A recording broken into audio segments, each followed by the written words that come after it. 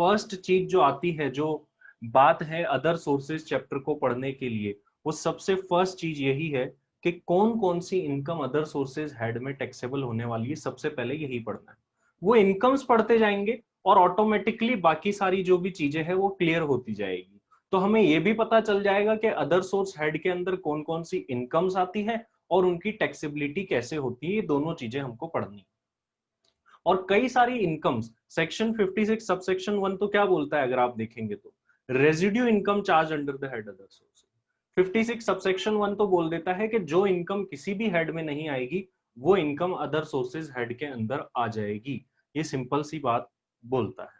बिल्कुल बेटा, notes available हो जाएंगे, इसके लिए कोई भी मैसेज ना करे, आपके ग्रुप में आ जाएंगे। चलिए बेटा आगे बढ़ते हैं और अब जानते हैं। चलो आज एक चीज जानते हैं सबसे पहले, अपने साथ में कौन कौन से स्टेट्स है, कौन कौन से स्टेट्स के स्टूडेंट्स है, एक बार बताना। डिफरेंट डिफरेंट स्टेट्स आज अपन जानते हैं, कौन कौन से स्टेट से हो बताओ एक बार आप। Maharashtra, Haryana, Gujarat, Rajasthan, MP, UP, Orissa, Chhattisgarh, Jharkhand and Rajasthan, Delhi, Kerala भी है।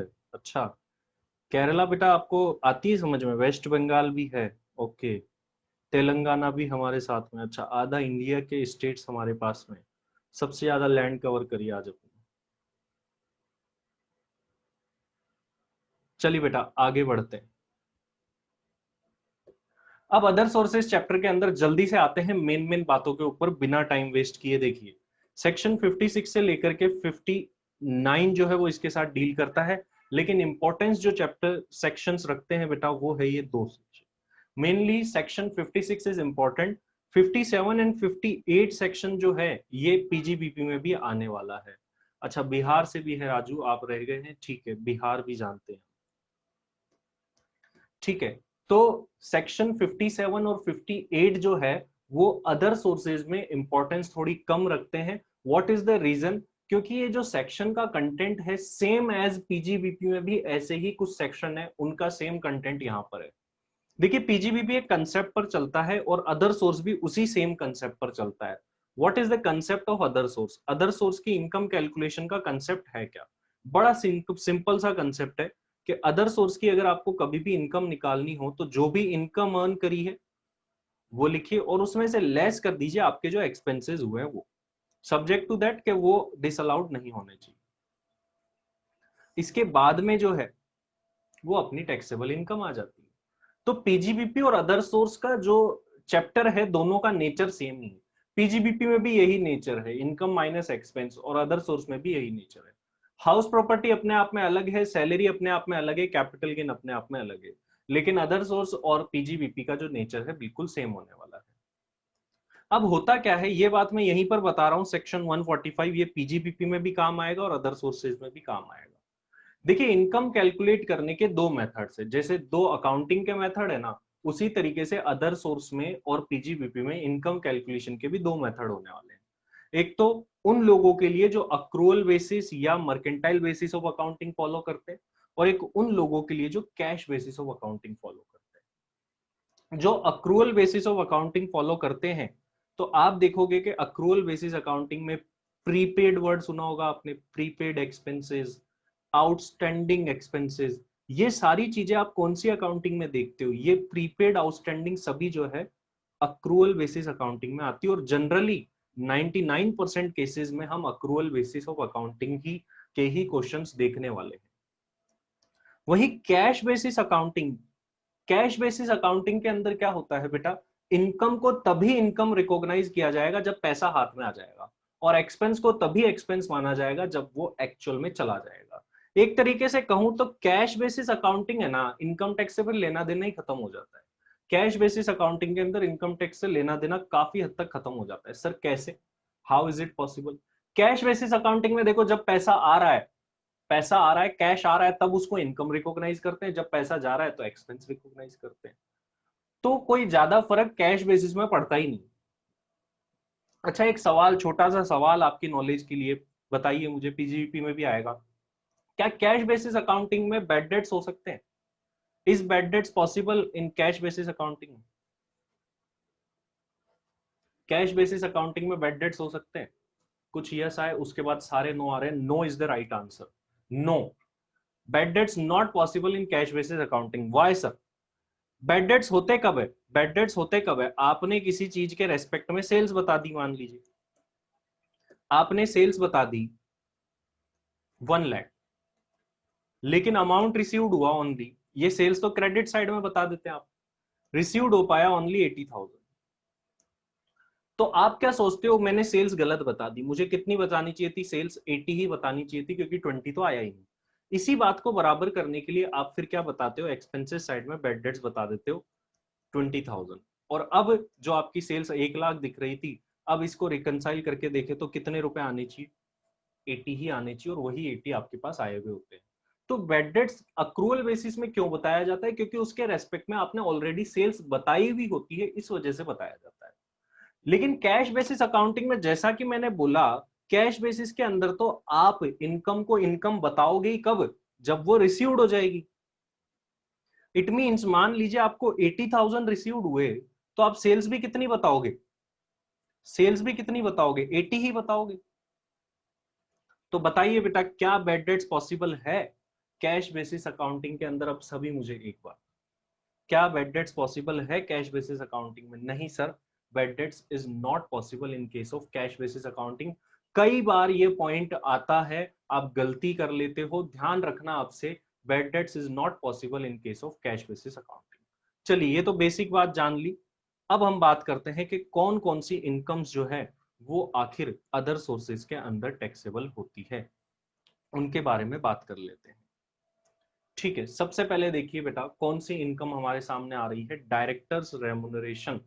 फाइनल वाले ये कहीं नहीं सोचे कि हमारे लिए चैप्टर इंपॉर्टेंट नहीं है, चैप्टर इंपॉर्टेंट है। You can check the past year exam paper as well. Other sources का सेपरेट क्वेश्चन भी आ सकता है, ध्यान रखें, चाहे इंटर हो या फाइनल हो। देखिए, first income director remuneration. Director का रेमुनरेशन अदर सोर्सेज में क्यों आता है? Why directors remuneration is taxable under the head other sources? देखिए, डायरेक्टर को जो रेमुनरेशन मिलता है, director is not employee of company. Director is not employee of company. देखिए, डायरेक्टर अगर अदर सोर्स में ना आए तो कहां आना चाहिए? फिर सैलरी हेड में आना चाहिए। यहीं पर कॉन्फ्लिक्ट क्रिएट होता है कि ये अदर सोर्स में आए या सैलरी हेड में आए। कॉन्फ्लिक्ट की वजह यही होता है। सैलरी हेड में ये नहीं आ सकता। वाई सर, क्यों नहीं आ सकता? सैलरी हेड में इनकम टैक्सेबल होने के लिए एम्प्लॉयर एंड एम्प्लॉय रिलेशनशिप होना जरूरी है। एम्प्लॉयर एंड एम्प्लॉय रिलेशनशिप होना जरूरी है, तभी सैलरी हेड में आएगा। डायरेक्टर एम्प्लॉय नहीं है, डायरेक्टर एम्प्लॉय नहीं है तो अदर सोर्स में आएगा। और if director is also employ, director is also employ, then उसकी इनकम कौन से हेड में जानी चाहिए बताइए? डायरेक्टर एम्प्लॉय भी है कंपनी का, देन उसकी इनकम कौन से हेड में जानी चाहिए बताइए? Director is also employ. Sir, अगर डायरेक्टर एम्प्लॉय है तो फिर कहां जाएगी, मुझे बताइए। अगर सर डायरेक्टर एम्प्लॉय है तो his income will be taxable under the head salary head, because वहां पर एम्प्लॉयर एम्प्लॉय रिलेशनशिप बन गया है। और normal director, only director word बोला है तो we will not assume he is employ.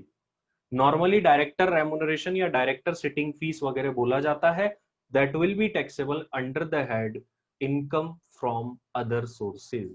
अच्छा सर, डायरेक्टर ने इनकम को अर्न करने के लिए कोई एक्सपेंसेस कर लिए, डायरेक्टर को सिटिंग फीस मिली। हर्षित सर, दोनों में जानी चाहिए ना। हर्षित, एक ही इनकम पर दो दो हेड में टैक्स कैसे पॉसिबल है? देखिए, डायरेक्टर को जो सिटिंग फीस मिली वो 1 लाख रुपीज मिली, लेकिन डायरेक्टर के एक्सपेंसेस भी हो गए 20,000 रुपीज की। तो क्या डायरेक्टर के लिए अदर सोर्स में पूरा 1 लाख टैक्सेबल होगा या नेट 80,000 टैक्सेबल होगा? मुझे बताइए, कितना टैक्सेबल होगा डायरेक्टर के लिए? सर, डायरेक्टर के लिए जो टैक्सेबल होने वाला अमाउंट है दैट विल बी 80,000। जैसा कि मैंने आपको अभी अभी बताया है कि ये जो अदर सोर्सेज है ये इनकम माइनस एक्सपेंस के कंसेप्ट पर चलता है। तो जो फर्स्ट इनकम है वो है डायरेक्टर रेमुनरेशन। आइए इसको पढ़ते हैं। ये नोट्स मैं आपको क्लास के बाद में ग्रुप में भी शेयर कर दूंगा। सिटिंग फीस और remuneration received by director is taxable under the head income from other sources. However, if director is employee as well, then it will be taxable under the head income from salary. अगर director employee भी है तो salary head के अंदर फिर जाने वाली है। एमडीज आर एम्प्लॉय, बेटा एमडी का मतलब होता है managing director. It's upon him कि वो एम्प्लॉय एज एन एम्प्लॉय वहां पर उस कंपनी में है या नहीं है। एमडी हो, डायरेक्टर तो डायरेक्टर होता है कोई सा भी हो। अब कंपनी के और उसके रिलेशन पे डिपेंड करता है कि वो एज एन एम्प्लॉय भी है कंपनी के अंदर या नहीं है। इसके बाद में नेक्स्ट इनकम पर चलते हैं बेटा। Salary received by MPs and MLAs. Salary received by MPs and MLAs, member of parliament and member of legislative assembly. विधायक, सांसदों और विधायकों को मिलने वाली सैलरी। सर ये तो सैलरी है तो अदर सोर्सेज हेड में क्यों आएगी, क्वेश्चन ये अराइज होता है। देखिए बेटा सांसद और विधायक जो है they are not employee of government, government के एम्प्लॉई नहीं है वो कहते हैं, आपने सुना भी होगा कि अरे हम तो जनता के सेवक हैं, हम तो सेवा करने आए हैं, हम तो चौकीदार हैं इस देश के। ऐसे वर्ड्स आपने हो सकता है सुने हो नेताओं के द्वारा। तो वही बात यहां पर मानी जाती है कि जो एमपीज एंड एमएलएज है they are representative of public, they are not employee of government. इसी वजह से एमपीज एंड एमएलएज की सैलरी जो है वो सैलरी हेड में टैक्सेबल नहीं हो सकती। उनकी सैलरी कहाँ टैक्सेबल होती है, अदर सोर्सेज में टैक्सेबल होती है। और उनको जो सैलरी मिलती है अगर उसमें से उन्होंने कोई पार्ट खर्च कर दिया है तो वो लेस हो जाता है एज एन एक्सपेंस, और जो नेट बच जाता है उसी के ऊपर वो लोग टैक्स देते हैं। वही बात करें कि अगर आप किसी गवर्नमेंट कंपनी में काम करते हैं, मान लीजिए गवर्नमेंट कंपनी जैसे FCI, food corporation of India, government की कंपनी, इसमें अगर आप काम कर रहे हैं और आपको सैलरी मिल रही है तो आपकी सैलरी कौन से हेड में जाएगी बताइए। आपको जो सैलरी मिल रही है वो कौन से हेड में जाएगी। सर इस केस में जो हमारी सैलरी है वो सैलरी हेड में ही जाएगी। We are not representative of public, we are working for government, इसी वजह से।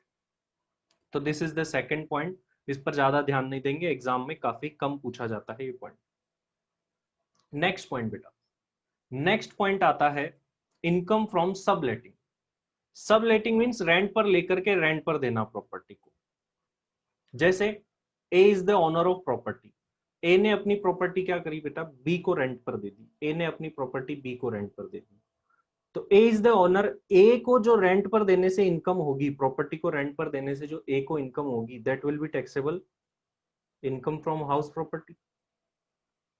लेकिन अब B is a tenant, B क्या है, टीनेंट है, किराएदार है। लेकिन बी ने फिर से इस प्रॉपर्टी को आगे रेंट पर दे दिया, बी ने फिर से इस प्रॉपर्टी को आगे रेंट पर दे दिया।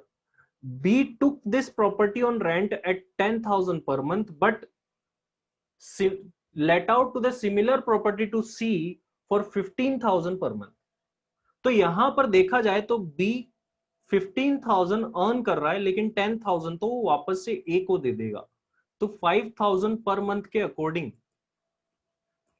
12 मंथ्स की जो इनकम है 60,000, this 60,000 will be taxable under the head income from other sources. Sir what is the reason, rent पर देने की जो इनकम होती है वो तो हाउस प्रॉपर्टी हेड में जाती है, why it is coming under the head other sources. House property head का सेक्शन 22 जब जब हम जाकर के पढ़ते हैं वहां पर लिखा हुआ है there should be house property, assessee should be owner of the house property, but in this case B is not owner of the house property, therefore B's income cannot be taxable under the head house property and it will be taxable under the head other sources। इसी वजह से जो B की income है वो other sources head के अंदर आकर के टैक्सेबल होने वाली है।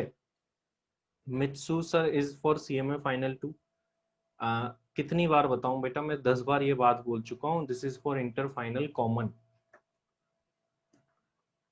नेक्स्ट जो इनकम है इतना ज्यादा ध्यान नहीं देंगे, इतनी इंपॉर्टेंट नहीं है। Tips received by waiter, waiter को मिलने वाली टिप्स। सर बिल्कुल वेटर्स को जो टिप्स मिलती है, मैं ज्यादा जा ही नहीं रहा हूं।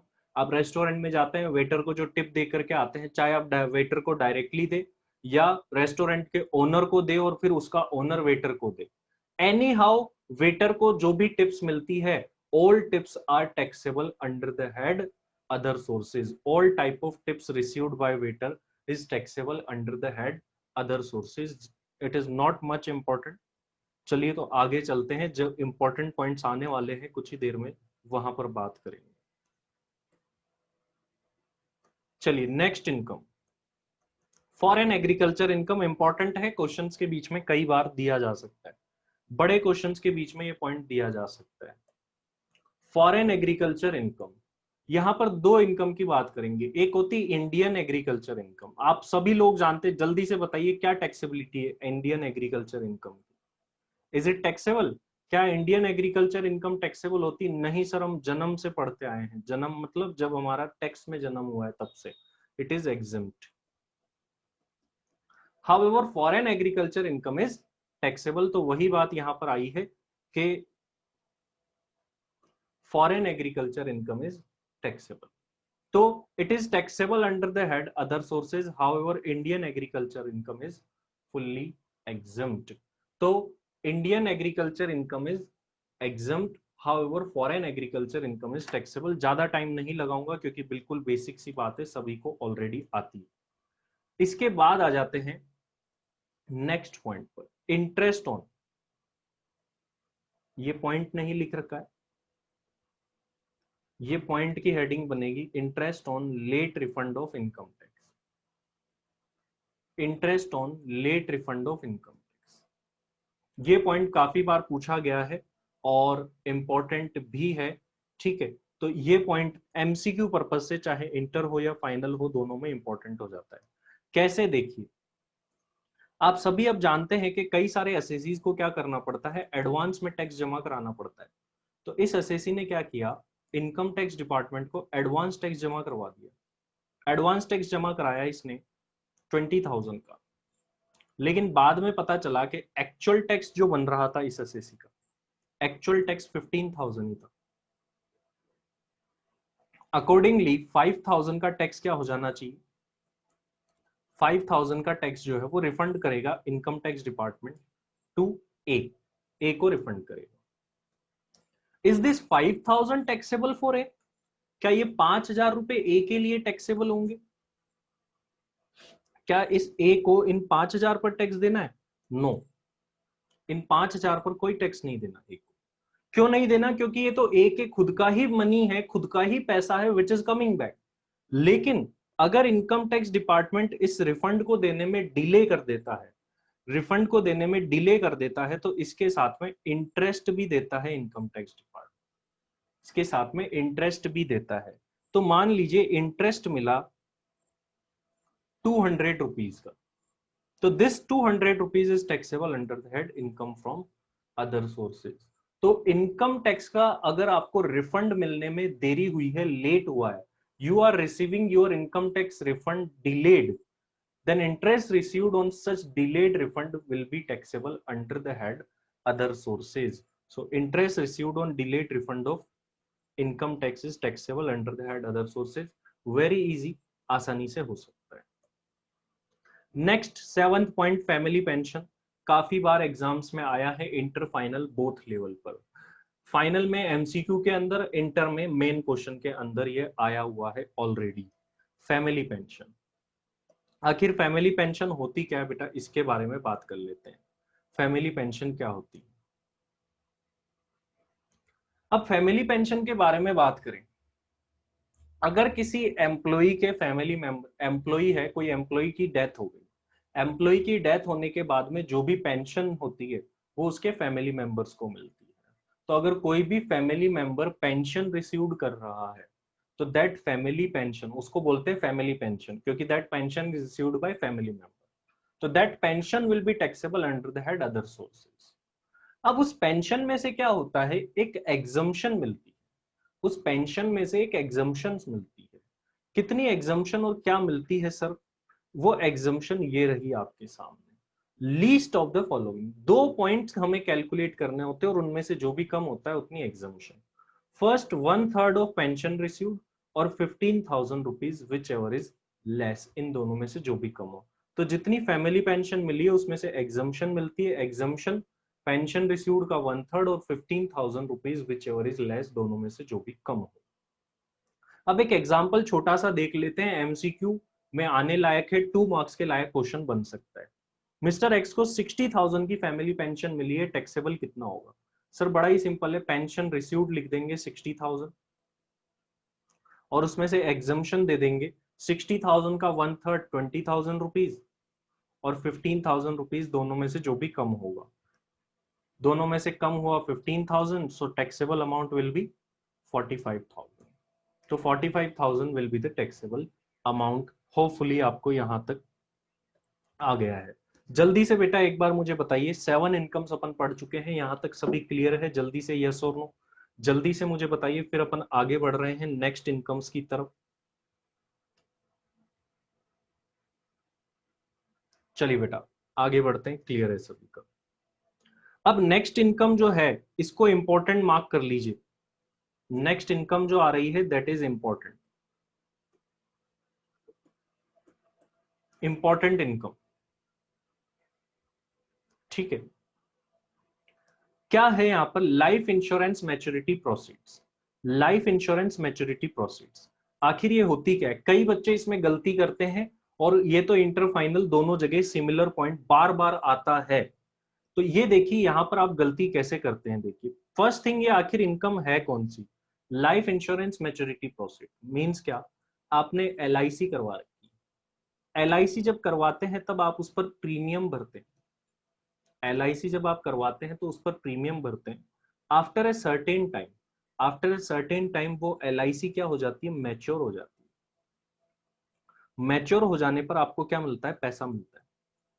तो मान लीजिए एलआईसी की मैच्योरिटी पर आपको मिले 10 लाख रुपीस और आपका जो प्रीमियम जा रहा था वो 80,000 पर एनम जा रहा था।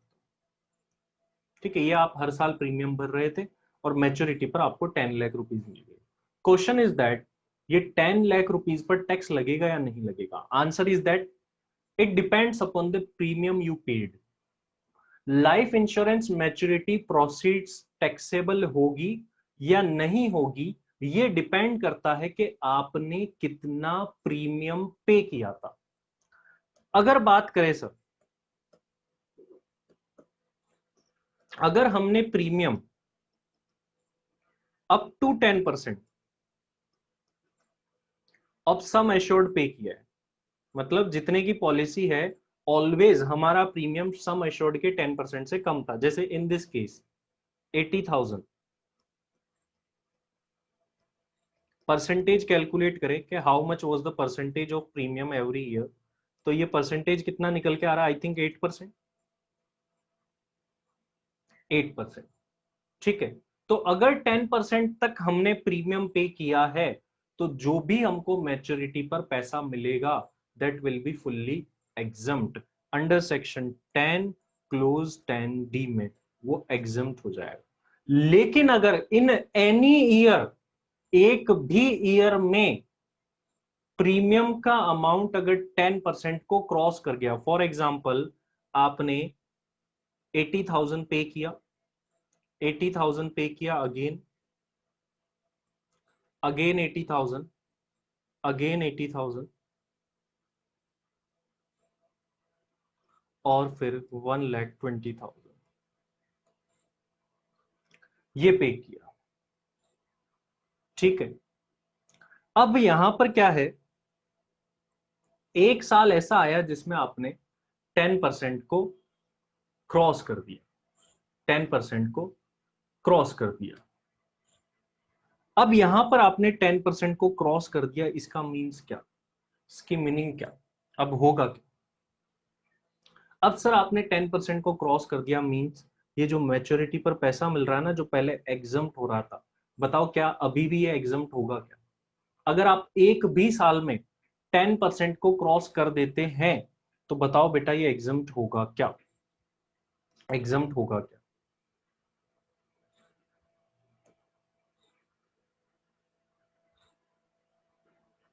नहीं सर, इस केस में एग्जम्प्ट नहीं होगा, इट विल बी टैक्सेबल। तो सिंपल सी बात अब मैं आपको बता दूं, ओवरऑल बात क्या है? ओवरऑल बात यह है कि मैच्योरिटी के ऊपर जो पैसा मिलता है वो टैक्सेबल होगा या नहीं होगा, it depends upon the amount of premium. ठीक है, अगर प्रीमियम, हमने जो प्रीमियम पे किया वो पॉलिसी अमाउंट के 10% के अंडर रहा है during the life time of policy, मान लीजिए पॉलिसी 5 इयर्स की थी, तो 5 के 5 इयर्स आपके 10% के अंडर ही थे, तो मैच्योरिटी पर जो भी पैसा मिलेगा दैट विल बी एग्जम्प्ट। और अगर एक ईयर में भी, in any year if you have exceeded that 10%, अगर आपने पॉलिसी के 10% से ज्यादा पे कर दिया, तो जो भी आपको मैच्योरिटी पर पैसा मिलेगा वो टैक्सेबल हो जाएगा। और टैक्सेबल कहां हो जाएगा बेटा? इनकम फ्रॉम अदर सोर्सेज में टैक्सेबल हो जाएगा। Sir interest is not premium, तो इंटरेस्ट और प्रीमियम का कोई लेना देना नहीं है अनिश। प्रीमियम इज प्रीमियम, एक्स्ट्रा कुछ भी देते हैं that will not be included. Next बात करते हैं बेटा अगले पॉइंट के ऊपर, 9th पॉइंट, प्रोसीड्स ऑफ की मैन इंश्योरेंस पॉलिसी। की मैन इंश्योरेंस पॉलिसी आखिर होती क्या है? देखिए, जो भी पर्सन हमारी कंपनी के लिए, हमारे ऑर्गेनाइजेशन के लिए इंपॉर्टेंट होता है, जो भी पर्सन हमारी कंपनी के ऑर्गेनाइजेशन के लिए इंपॉर्टेंट होता है, this person is important for our organisation. Padmavati sir, confusion, less than 10% रहा अगर ऑलवेज प्रीमियम, तो जो मैच्योरिटी पर पैसा मिलेगा वो fully exempt. In any year premium का अमाउंट 10% को क्रॉस किया तो मैच्योरिटी पर जो पैसा मिलेगा वो फुल्ली टैक्सेबल। इंपॉर्टेंट पर्सन जो भी होता है, हमें डर ये लगा रहता है, वी आर कंसर्न कि कल को इस इंपॉर्टेंट पर्सन को कुछ हो गया तो हमारी कंपनी का, हमारे ऑर्गेनाइजेशन का बहुत बड़ा नुकसान हो सकता है। तो ऐसे लोगों के लिए हम कंपनी क्या करवा लेती है, एक इंश्योरेंस पॉलिसी ले लेती है, एक इंश्योरेंस पॉलिसी ले लेती है जो इंपॉर्टेंट पर्सन होते हैं उनके लिए। और इनके लिए जो इंश्योरेंस पॉलिसी ली जाती है इसको बोलते हैं की मैन इंश्योरेंस पॉलिसी। और इसमें होता क्या है कि इंश्योरेंस कंपनी जो है, इंश्योरेंस कंपनी अश्योर करती है कि अगर कल को इस एम्प्लॉय को कुछ हुआ, इस एम्प्लॉय को कुछ हुआ, तो कंपनी को जितना भी नुकसान होगा वो इंश्योरेंस कंपनी पे करेगी।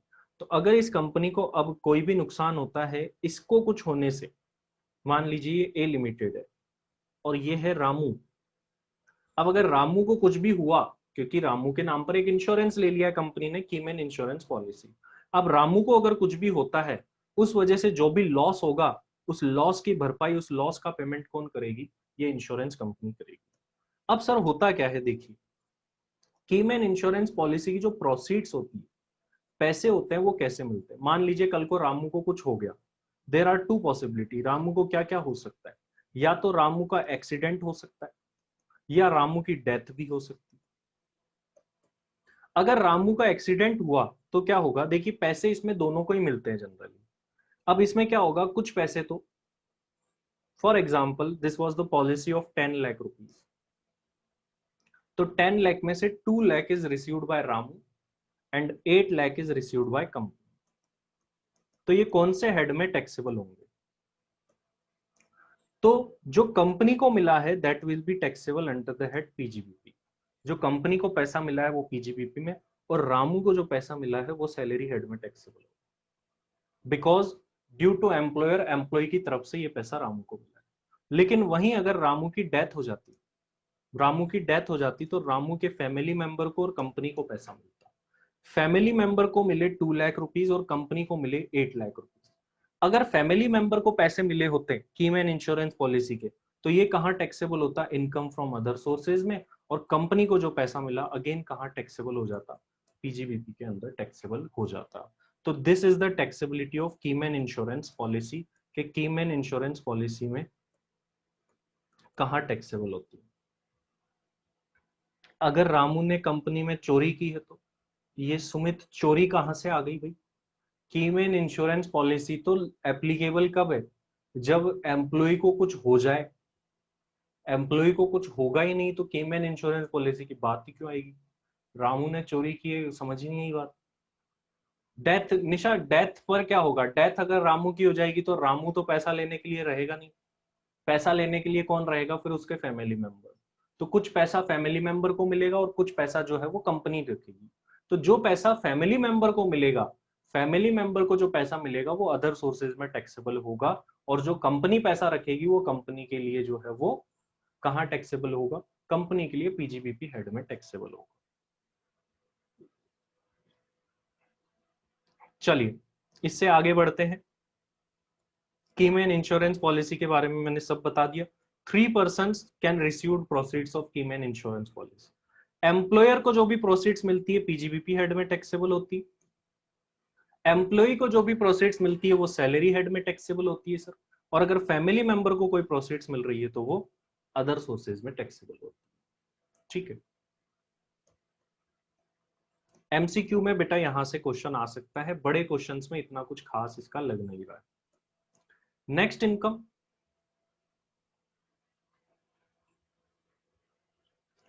ऋतिक सर अगर रामू की फैमिली में कोई ना हो तो क्या होगा? बेटा उसका कोई लीगल रिप्रेजेंटेटिव होगा, उसको मिल जाएगा, नहीं तो सारे के सारे कंपनी रख लेगी, सारे पीजीबीपी में टैक्सेबल। इसके बाद में बात आ जाती है एग्जामिनर रेमुनरेशन की। एग्जामिनरशिप रेमुनरेशन ज्यादा डिस्कस नहीं करेंगे, अदर सोर्सेज में टैक्सेबल होता है, आप सभी जानते हैं, मैं ज्यादा डिस्कस नहीं करने वाला हूँ। वेकेंट लैंड, खाली पड़ी हुई जमीन को अगर रेंट पर देकर के इनकम अर्न कर रहे हैं, अदर सोर्सेज में टैक्सेबल होती है, इस पर भी मैं ज्यादा डिस्कस नहीं करने वाला हूँ, you all know that very well. हाँ चलिए, एक इंपॉर्टेंट इनकम अगेन आ गई है, कैजुअल इनकम या लॉटरी इनकम, बहुत ही ज्यादा आने वाली, चाहे इंटर हो या फाइनल हो, दोनों के एग्जाम में बहुत ज्यादा आने वाली कैजुअल इनकम या लॉटरी की इनकम। आखिर ये कैजुअल इनकम और लॉटरी की इनकम होती क्या है? इसको कैजुअल इनकम क्यों बोला जाता है? इसको कैजुअल इनकम इसलिए बोला जाता है क्योंकि ये डे टू डे नेचर में नहीं होती है, ये कैजुअली अचानक से हो जाती है इनकम, इसी वजह से इसको कैजुअल इनकम बोला जाता है। चाहे वो लॉटरी की इनकम हो, क्रॉसवर्ड पजल की इनकम हो, कोई एंटरटेनमेंट शो से होने वाली इनकम हो, क्रॉसवर्ड पजल वगैरह, ये इनकम्स जो होती है बेटा ये कैजुअल इनकम्स कहलाती है। और कैजुअल इनकम्स के लिए अब जो मैं बातें बताने जा रहा हूँ वो ध्यान से सुनिए। देखिए कैजुअल इनकम जितनी भी रिसीव्ड होगी, whole income will be taxable under the head other sources, सारी की सारी टैक्सेबल होती है। Any expenses incurred to earn casual income will not be deducted. Casual income को कमाने के लिए, अर्न करने के लिए अगर कोई भी खर्चा किया जाता है वो डिडक्ट नहीं होगा। फॉर एग्जाम्पल आपकी 1 लाख की लॉटरी लग गई, लेकिन आपने 50,000 के तो लॉटरी टिकट ही खरीद लिए थे, टैक्सेबल कितना होगा? टैक्सेबल होगा 1,50,000 के लॉटरी टिकट से कोई भी मतलब नहीं है, इस बात का ध्यान रखें। तो कैजुअल इनकम जो है बेटा पूरी की पूरी टैक्सेबल होती है, एक्सपेंस डिडक्ट नहीं होते। नेक्स्ट थिंग, एक कैजुअल इनकम ऐसी हुई कि आपने मान लीजिए गैम्बलिंग करी, एक जगह आपने 50,000 अर्न करे और एक जगह आपने 50,000 का लॉस भी हो गया उसी सेम चीज में। तो अगर मान लीजिए आपने आईपीएल में सट्टा लगाया, 2 बार 50-50 हजार रुपए हार गए, तीसरी बार में 1 लाख रुपए अर्न कर लिए, तो कितना टैक्सेबल होगा? 1 lakh rupees will be taxable. Casual loss नाम की भी कोई चीज नहीं होती है, nothing like casual loss, casual loss नाम की भी बेटा कोई चीज नहीं होती है, इस बात का भी ध्यान रखें। एक इंपॉर्टेंट बात, कैजुअल इनकम पर जो पेमेंट करने वाला होता है, पेयर होता है, उसको ऑलवेज टीडीएस काटना पड़ता है। कैजुअल इनकम पर टीडीएस किस रेट से कटता है आप लोग मुझे बताइए, आप लोग सभी जानते हैं अच्छे से, बार बार पढ़ा है इसको तो बहुत अच्छे से पढ़ा है।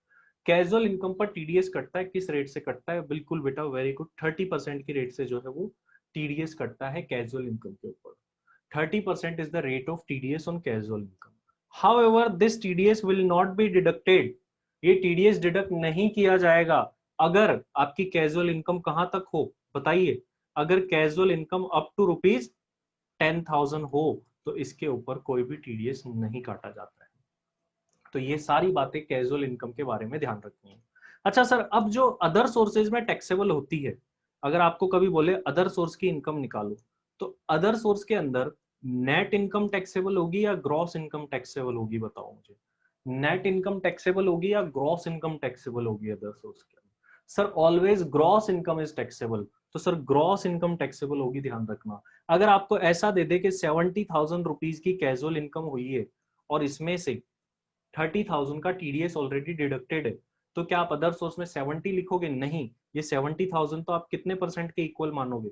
70% के इक्वल मानोगे, तो 100 पर कितना होगा? 1 lakh. We have to gross up if net income is given. तो सर वो 30,000 पर भी टैक्स लग गया यहाँ, तो 30,000 पर भी वापस से टैक्स लग गया, ये तो प्रॉब्लम हो गई यहाँ पर।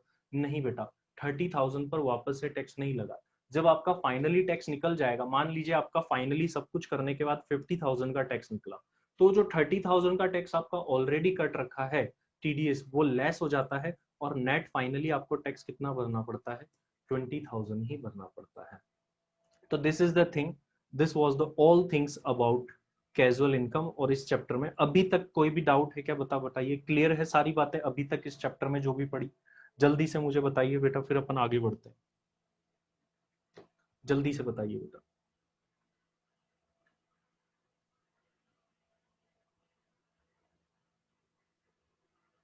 ध्रुव, लास्ट में तो लिखा है ग्रॉस इनकम टैक्सेबल होगी। अगर नेट दे रखी है आपको तो ग्रॉस बनाना पड़ेगा। जैसे 70,000 डिडक्ट करने के बाद दे रखा है, तो 70,000 डिडक्ट करने के बाद दे रखा है, तो 30% लेस हो रखा होगा, तो उसको अपन क्या कर देंगे बेटा? ग्रॉस कर देंगे। चलिए, ये सारी बातें हो गई कैजुअल इनकम के बारे में। नेक्स्ट बात करते हैं डिटेल के लिए। आप बेटा और भी किसी की कोई बात हो तो आप मुझे मैसेज करके डायरेक्टली पूछ सकते हैं। चलिए अभी अपन प्रोसीड करते हैं further. Winning from horse race. Horse race और कैजुअल इनकम की सब कुछ सेम है, ठीक है। हॉर्स रेस और कैजुअल इनकम में सब कुछ सेम है। जैसे रेस के अंदर जो घोड़े भागते हैं, अगर आप उन पर पैसा लगाया आपने, 1 नंबर वाले घोड़े पर, 2 नंबर वाले पर, जो भी इनकम होगी that will be taxable under the head other sources, वो अदर सोर्सेज में टैक्सेबल होगी। सारी चीजें, सारी बातें सेम एज कैजुअल इनकम। तो कैजुअल इनकम और horse race all provision are same, अपन यूं भी कह सकते हैं। तो हॉर्स रेस पर ज्यादा टाइम लगाने का कोई भी लॉजिक नहीं बनता। Next income, income from owning and maintaining horses for horse race. आप क्या करते हो? आप जो रेस में भागने वाले घोड़े हैं, रेस में भागने वाले घोड़े हैं, उनका पालन पोषण करते हो। You are maintaining to the horses. Which horses? That horses which runs in race. आप ऐसे घोड़ों को पालते हो जो कि रेस में भागते हैं। अगर देखा जाए तो दिस इज योर बिजनेस, ये तो आपका बिजनेस है। ये अकॉर्डिंगली पीजीबीपी में जाना चाहिए, क्योंकि आपका बिजनेस है। क्या बिजनेस है आपका? कि घोड़ों को पालने का। कौन से घोड़ों को पालने का? जो रेस में भागते हैं उन घोड़ों को पालने। लेकिन रेस के घोड़ों को पालने का जो भी बिजनेस आप करते हैं, उसके लिए स्पेसिफिकली बोल रखा है कि इस बिजनेस की जो इनकम है वो कहाँ टैक्सेबल होगी? Income from other sources. अगर मान लो आप रेस के घोड़े नहीं पालते हो, आप नॉर्मल घोड़ों को पालते हो, तो बताओ आपकी इनकम कहाँ टैक्सेबल होगी? बताइए, तो बताइए बेटा, आपकी इनकम कहाँ टैक्सेबल होगी अगर आप नॉर्मल घोड़ों को पालते हो? नॉर्मल, रेस वाले घोड़े नहीं है। बिल्कुल बेटा, वेरी गुड। पीजीबीपी में टैक्सेबल होगी, पीजीबीपी में टैक्सेबल होगी अगर आप नॉर्मल घोड़ों को पालते हो तो। चलिए आगे बढ़ जाते हैं। नेक्स्ट 14 नंबर का important income again, jockeys income is taxable under PGBP. Jockeys बेटा थोड़ा डिटेल में बताओ, आप क्या पूछना चाह रहे हो हमको, लिख पाओ।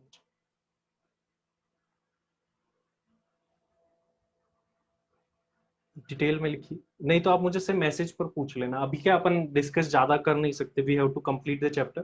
फिर जिसकी भी जो भी बातें हैं और जो भी क्वेश्चन है, क्यूरियोसिटीज है, वो सारी की सारी आप मैसेज पे पूछ सकते हैं। नेक्स्ट मोस्ट इंपॉर्टेंट सेक्शन अपन आ रहे हैं,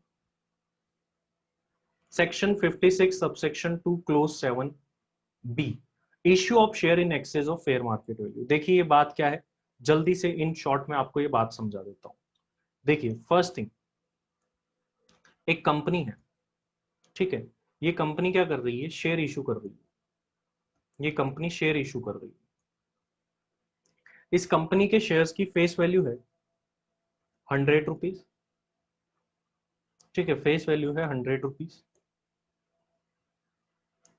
फेयर मार्केट वैल्यू है 120 रुपीज। और ये जो कंपनी है ये प्राइवेट कंपनी है। इस कंपनी ने क्या किया? मिस्टर एक्स को शेयर इशू किया, शेयर इशू किया। Issue price is ₹150। This section says, section 56 subsection 2 clause 7b says, if any company, if any private company, या फिर एक्ट की लैंग्वेज में बोले, if any company in which public is not substantially interested, that means private company। यदि कोई private company share issue करती है किसी रेसिडेंट पर्सन को, this person should be resident, fair market value से अबाउ, फेयर मार्केट वैल्यू से ऊपर। यहां पर देखिए फेयर मार्केट वैल्यू 120 और इशू कितने में किया? 150। तो that excess amount will be taxable under the head other sources for that company. तो यहां पर एक्सेस एफएमवी से ऊपर आपने कितने रुपए अर्न करे? 30 रुपीज पर शेयर जो है वो अदर सोर्सेज के अंदर टैक्सेबल हो जाएंगे। 30 रुपीज पर शेयर जो है वो अदर सोर्सेज के अंदर टैक्सेबल हो जाएंगे। तो यही बात है। सर क्या फेस वैल्यू से कोई लेना देना है? सर क्या फेस वैल्यू से कोई लेना देना है? नहीं सर, फेस वैल्यू से कोई भी लेना देना नहीं है। लेना देना ओनली किससे है? एक तो हमको फेयर मार्केट वैल्यू से लेना देना है और एक हमको इशू प्राइस से लेना देना है, बाकी किसी से लेना देना नहीं है। मेक श्योर इशू करने वाली कंपनी क्या होनी चाहिए? Private company. Only private company पर ये सेक्शन एप्लीकेबल है। पब्लिक कंपनी होगी कुछ नहीं होगा, नो ट्रीटमेंट, कुछ नहीं करना।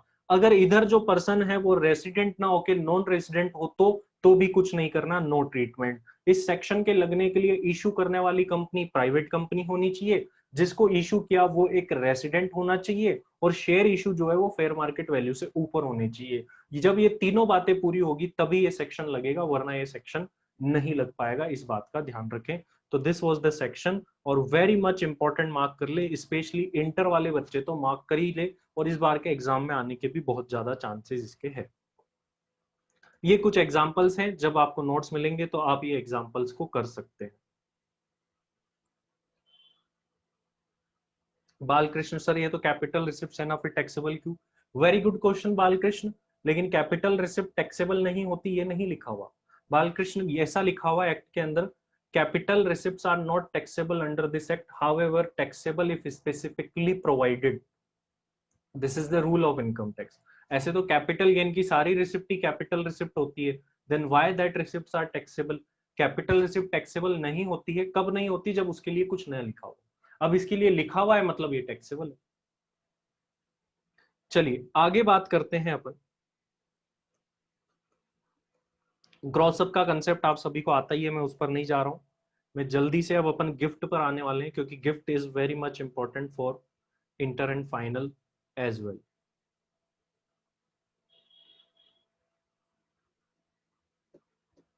नेक्स्ट इनकम पर आ जाते हैं, interest on securities. Interest on securities, securities पर जो आपको इंटरेस्ट मिलता है। सर इश्यू ज्यादा अमाउंट में कर दिया लेकिन एक्सेस अमाउंट पूरा रिसीव नहीं हुआ तो क्या करेंगे? तो नहीं हुआ तो टैक्सेबल नहीं होगा विधि। जब एफएमवी से ऊपर का पैसा आएगा तभी टैक्सेबल होगा, नहीं आया तो नहीं होगा। चलिए आगे बात करते हैं बेटा, इंटरेस्ट ऑन सिक्योरिटीज। देखिए बेटा, इंटरेस्ट ऑन सिक्योरिटीज जो है that is taxable under the head income from other sources, ये हम सभी जानते हैं, लेकिन ऐसा नहीं है हमेशा। देखिए किसी के लिए सिक्योरिटीज इन्वेस्टमेंट हो सकती है और किसी के लिए सिक्योरिटीज करंट असेट हो सकती है। Sir how is this possible? For S, हम लोग अगर सिक्योरिटीज में पैसा लगाते हैं तो सिक्योरिटीज हमारे लिए क्या इन्वेस्टमेंट है। लेकिन अगर कोई इन्वेस्टमेंट हाउस ब्रोकर अगर सिक्योरिटीज में पैसा लगाता है तो उसके लिए सिक्योरिटीज तो एक तरीके से स्टॉक है, स्टॉक में करंट असेट। तो सर इस केस में होता क्या है? देखिए अगर इन्वेस्टर हमको अगर इंटरेस्ट इनकम मिलती है तो वो अदर सोर्स में टैक्सेबल होती है। और मान लीजिए डिबेंचर्स वगैरह सिक्योरिटीज वगैरह को सेल करते टाइम जो इनकम होती है वो कहां जाती है? सेल करते टाइम जो इनकम होगी, गेन होगा, वो कहां जाएगा? सर हम लोगों को सेल करते टाइम जो गेन होता है सिक्योरिटीज को, वो कहां जाता है? सर वो जाता है हमारे कैपिटल गेन के अंदर, वो कैपिटल गेन में जाता है।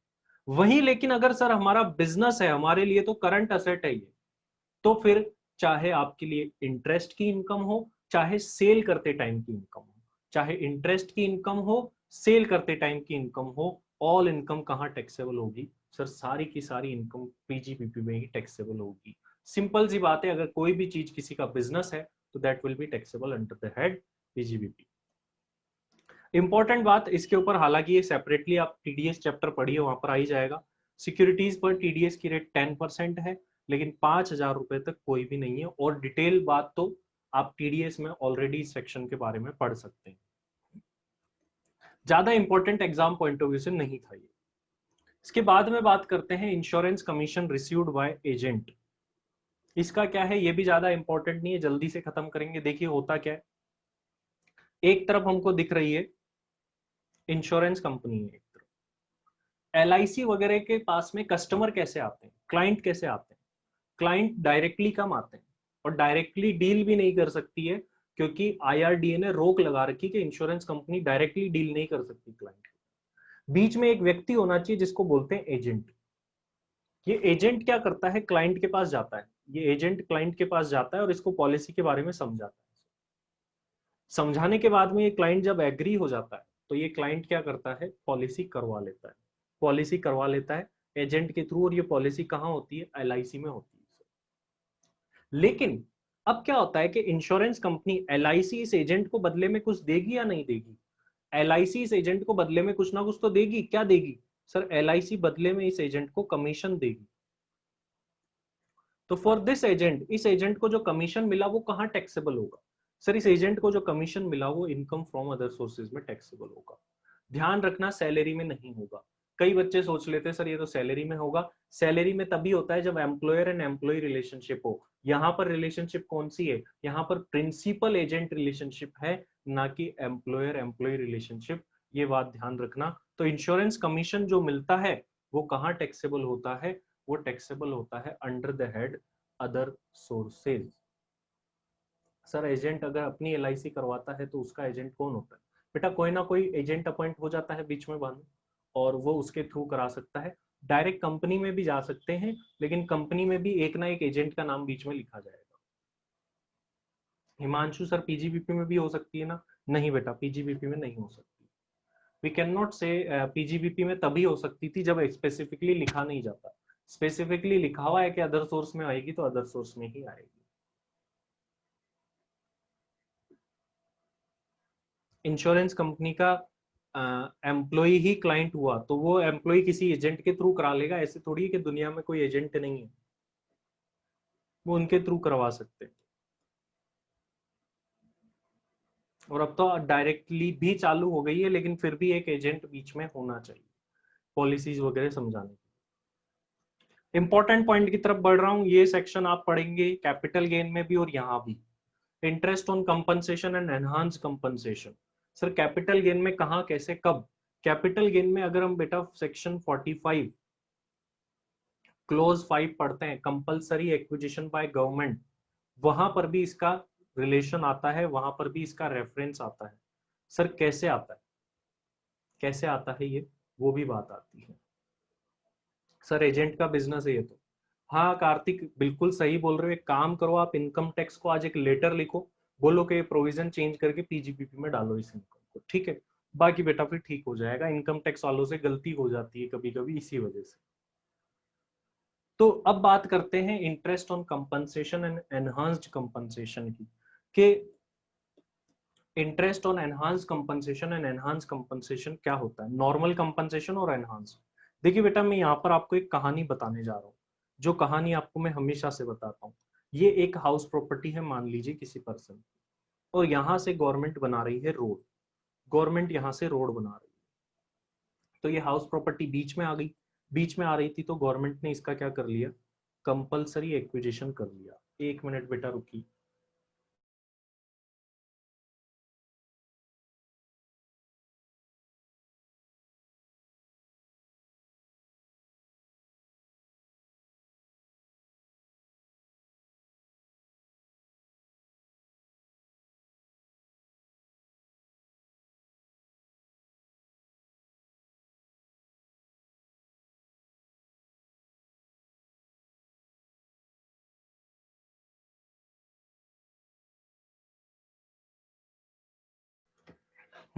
तो यहाँ से एक रोड बन रही है, रोड बन रही है तो हुआ क्या बेटा यहाँ पर? हाँ जनरली बेटा बिल्कुल कासिम, रेलवेज में ज्यादा होता है। तो गवर्नमेंट ने क्या कर लिया, कंपलसरी एक्विजिशन कर लिया। कंपलसरी एक्विजिशन अगर गवर्नमेंट कर लेती है तो जिस भी एसएससी का प्रॉपर्टी का कंपलसरी एक्विजिशन हुआ है, उस एसएससी को क्या देती है गवर्नमेंट? गवर्नमेंट उस एसएससी को कंपनसेशन देती है। This compensation is taxable under the head capital gain. ये जो कंपनसेशन मिलता है कैपिटल गेन में टैक्सेबल होता है। कहां पर? सेक्शन 45 सबसेक्शन 5 में टैक्सेबल हो जाता है। अब क्या हुआ कि लेकिन अगर गवर्नमेंट के इस कंपनसेशन से असेसी खुश नहीं है तो असेसी कहां चला जाता है, कोर्ट में चला जाता है। If assessee not happy with the compensation, और कोर्ट में सुनवाई के बाद में अगर एडिशनल कंपनसेशन दिया जाता है, और भी कंपनसेशन मिलता है, तो this compensation is known as enhanced compensation. This compensation is known as enhanced compensation. This compensation is also taxable under the head capital. लेकिन अगर इन कंपनसेशंस को देने में अगर गवर्नमेंट देर कर देती है, टाइम लगा देती है, टाइम लगा देती तो होता क्या है कि फिर गवर्नमेंट को इसके ऊपर क्या देना पड़ जाता है, इंटरेस्ट भी देना पड़ जाता है। वो चाहे इस नॉर्मल कंपनसेशन पे भी हो सकता है और एनहांस पे भी हो सकता है। तो ये जो इंटरेस्ट मिलता है, that interest is taxable under the head income from other sources. This interest is taxable. Compensation is not taxable under the head other sources. However, interest received on such compensation is taxable under the head other sources.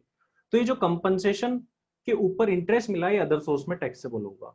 कैसे taxable होगा? जितना भी compensation received होता है, जितना भी compensation received होता है, उसमें से एक फिक्स्ड स्टैंडर्ड डिडक्शन मिल जाती है 50%। फिक्स्ड स्टैंडर्ड डिडक्शन मिल जाती है 50% की, एंड रिमेनिंग जो है वो टैक्सेबल हो जाता है। और it is taxable on receipt basis, जब भी मिलेगा टैक्सेबल हो जाता है। और 50% की डिडक्शन आपको फिक्स्ड है, ऑलवेज ऑलवेज मिल जाती है। तो this was the interest on compensation और एनहांस कंपनसेशन। ये था जितना, जैसा फॉर एग्जांपल 1 लाख मिले तो 50,000 डिडक्शन मिल गई और 50,000 टैक्सेबल।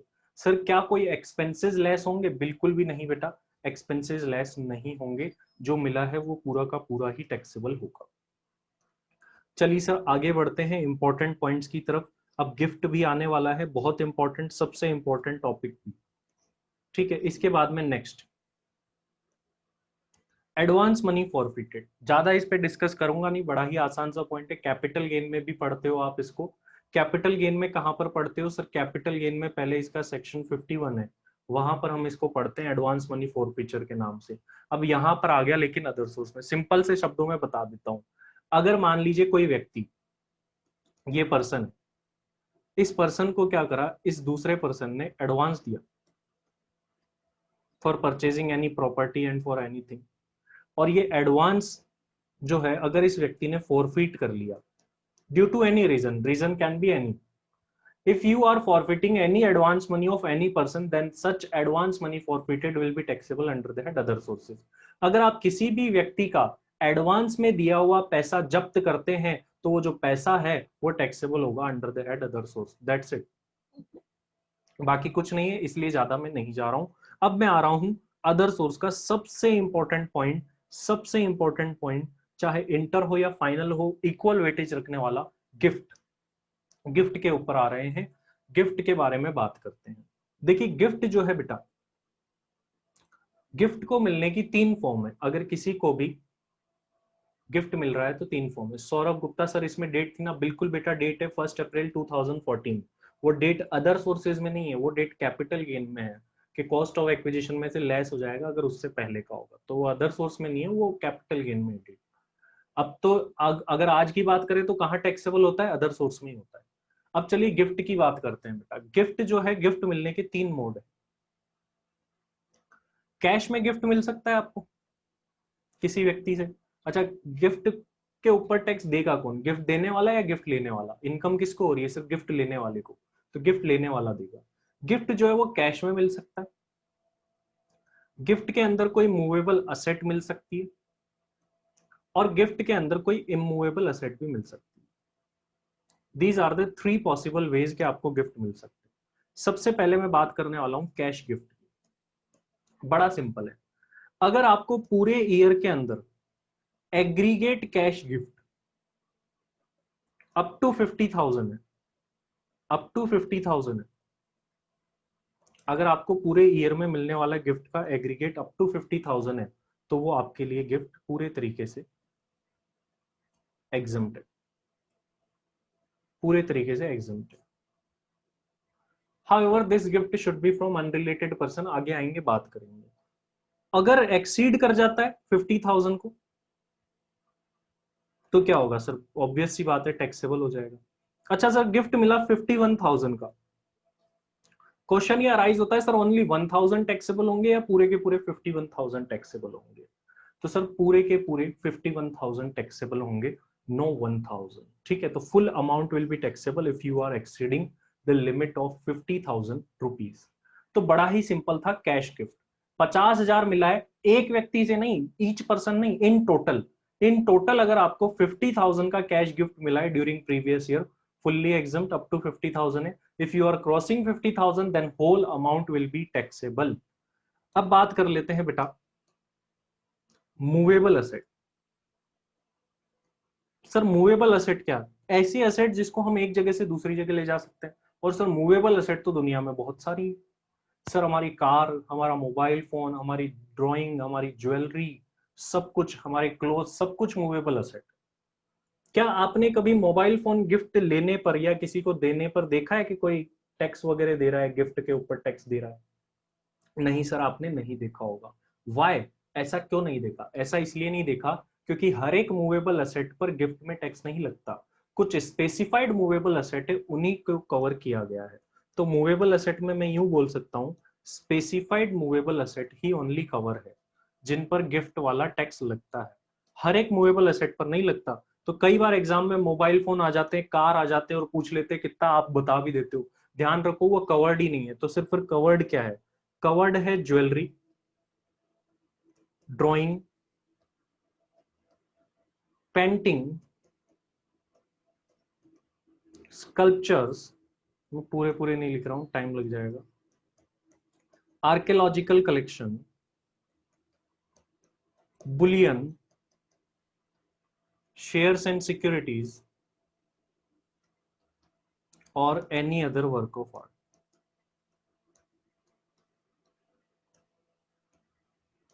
ये सारी की सारी चीजें बेटा इन्हीं को कवर किया गया। इनके अलावा अगर आपको गिफ्ट में कुछ भी मिलता है, इनके अलावा गिफ्ट में कुछ भी मिलता है, नॉट टैक्सेबल। नॉट टैक्सेबल बोलना है, एग्जम्प्ट नहीं बोलना, ध्यान रखना। बुलियन क्या होता है? बुलियन मतलब बेटा धातु। जिंक हो गया, zinc is a Boolean. Valuable कोई चीज, उसको बोलते हैं बुलियन। ठीक है बेटा। हाँ, अब बात करते हैं, इन असेट्स के अलावा कुछ भी मिल जाए, क्वेश्चन में कुछ भी दे दे, तो अब बात यह आती है कि सर उनका क्या करें? क्या वो एग्जम्प्ट है? नहीं, वो एग्जम्प्ट नहीं, वो टैक्सेबल ही नहीं है। ध्यान रखना, एग्जम्प्ट नहीं बोलना है, क्या बोलना है? इट इज नॉट टैक्सेबल, क्योंकि इनकम टैक्स उनको कवर ही नहीं करता है। एग्जम्प्ट तो तब होता है कि हाँ इस पर वैसे तो टैक्स लगता था लेकिन हम नहीं लेंगे, तब उस चीज को एग्जम्प्ट बोलते हैं। तो अदर थिंग जैसे मोबाइल फोन आ जाए, कार आ जाए, क्वेश्चन में टैक्सेबल ही नहीं होगी। ओनली यही मूवेबल असेट टैक्सेबल होगी और कोई भी टैक्सेबल नहीं। बेटा ये जो लोग भी क्वेश्चंस पूछ रहे हैं, जब टॉपिक पूरा हो जाए तब पूछना। आप ऐसे क्वेश्चन पूछते हो जो कि टॉपिक में आए नहीं और फिर भी आप पूछ रहे हो। तो ये सारी बातें यहां पर हो गई कि ओनली यही असेट्स कवर्ड होती है, यही टैक्सेबल होती है मूवेबल असेट में। अब बात ये आती है कि ये टैक्सेबल होगी कैसे?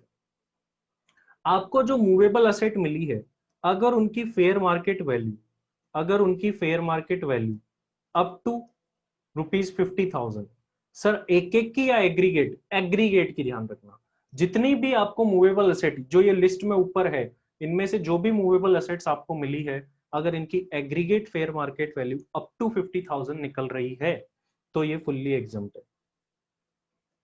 सर ध्यान रखना, एक एक का नहीं, सबका जोड़ के देखना है।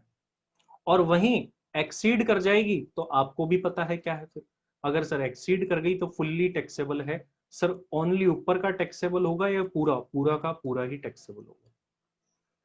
अच्छा, कई बार क्या होता है, ये तो बात हो गई कि आपको बिना किसी कंसीडरेशन के मूवेबल एसेट मिल गई फ्री में। गिफ्ट वाला जो प्रोविजन है वो विथ इनएडिक्वेट कंसीडरेशन भी अगर आपको कोई चीज मिल रही है तो उसको भी कवर करता है। फॉर एग्जाम्पल, एक एग्जाम्पल से समझते हैं। ये एक व्यक्ति है छोटू और ये है आप। छोटू ने गिफ्ट दिया आपको, ज्वेलरी गिफ्ट में दी है, लेकिन दी कैसे? ज्वेलरी की फेयर मार्केट वैल्यू है ₹60,000। आपसे बदले में छोटू ने ₹20,000 लिए। छोटू ने बदले में आपसे ₹20,000 लिए। How much will be taxable? तो यहां पर बेनिफिट देखा जाता है, बेनिफिट देखा जाता है। बेनिफिट कितना हो रहा है? 60,000 की चीज 20,000 में मिली, मतलब benefit is 40,000। If benefit is under 50,000 then nothing will be taxable. इस केस में आपका कुछ भी टैक्सेबल नहीं होगा, एग्जम्प्ट हो जाएगा। और वही बात करें कि ये वाली जो चीज है, ये 20,000 की जगह आप इसमें 5,000 ही देते, तो आपका बेनिफिट कितना होता उस केस में? बताओ। और बेटा कितना टैक्सेबल होता, मुझे बताइए सर, कितना टैक्सेबल होता फिर उस केस में? जल्दी से मुझे बताइए, बताइए बेटा, क्विकली, जल्दी से, फास्ट। कितना टैक्सेबल होता? सर उस केस में हमको बेनिफिट होता 60,000 माइनस 5,000, 55,000 का। वेरी गुड बेटा, 55,000 का, तो ये 55,000 फुल्ली टैक्सेबल हो जाता है। तो सिंपल सा लॉजिक है, 50,000 तक का फायदा हो रहा है, कुछ भी टैक्सेबल नहीं, 50,000 से ऊपर का फायदा हुआ फुल्ली टैक्सेबल। अब मैं जा रहा हूं बेटा इमूवेबल असेट, ध्यान से समझना इमूवेबल असेट वाले, क्योंकि ज्यादातर आने के चांसेस इसके भी है, और इसमें थोड़ी सी नई बात है जो बाकी दो में नहीं है। इमूवेबल असेट, इमूवेबल असेट के बारे में अपन बात करते हैं। इमूवेबल असेट मतलब क्या सर? लैंड एंड बिल्डिंग, यही दो चीजें हैं इमूवेबल में।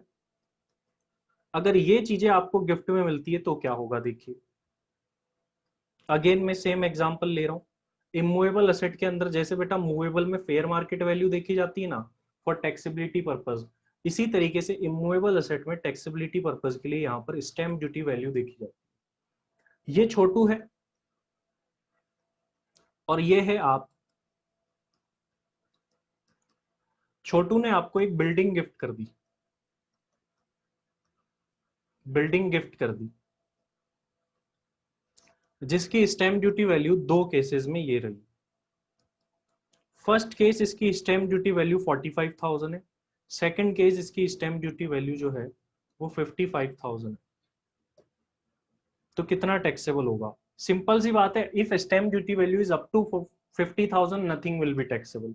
तो फर्स्ट केस में कितना टैक्सेबल होगा सर? फर्स्ट केस एग्जम्प्ट हो जाएगा, second case sir fully taxable हो जाएगा।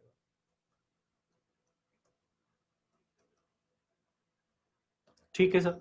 अब वही मैं आगे चलता हूं, एक और एग्जांपल देता हूं, ध्यान से समझना इस एग्जांपल को। छोटू ने हमको अगेन गिफ्ट दिया, आपको अगेन गिफ्ट दिया है छोटू ने, बिल्डिंग। बिल्डिंग की वैल्यू है बेटा